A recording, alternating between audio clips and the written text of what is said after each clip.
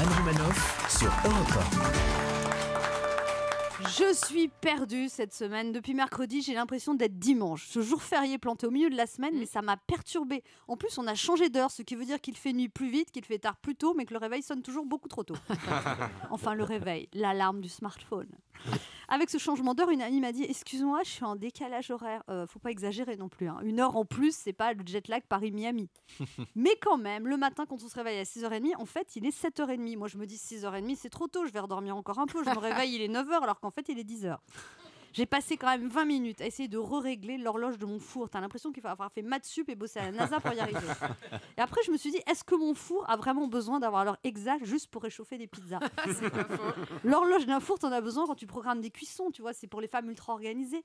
Tiens, je vais programmer la cuisson de mon poulet au mori pour mes invités qui arrivent à 13h. Pendant ce temps, je vais faire mon jogging. Moi, mon programme, c'est plutôt, on mange les restes d'hier, on va déjeuner dehors. Je sais pas pourquoi, quand je pose cette question, tout le monde me répond on va déjeuner dehors. Tu m'étonnes. En même temps, c'est bien vendu. Hein. Bref, finalement, j'ai décidé d'attendre 6 mois le prochain changement d'heure et mon four sera à l'heure.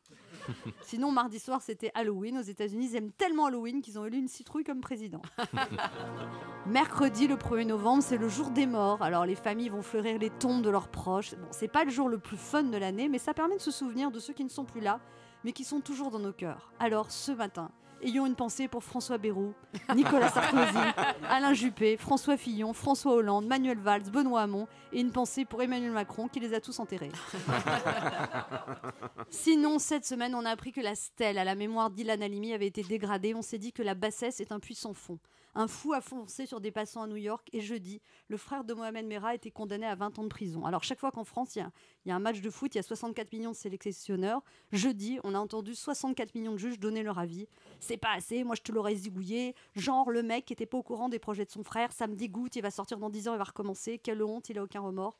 Je ne suis pas juge, je ne suis pas avocat, nous sommes en état de droit, nous avons des lois. La justice, ça n'est pas l'émotion, ce sont les faits. Alors jeudi, j'ai juste regardé les visages de ces enfants assassinés qui n'ont pas eu le droit à un grand avocat pour les défendre. J'ai regardé les visages de ces soldats qui ont été tués juste parce qu'ils portaient un uniforme. Et je ne sais pas pourquoi, j'ai eu envie de pleurer. Anne Romanoff sur Europe 1.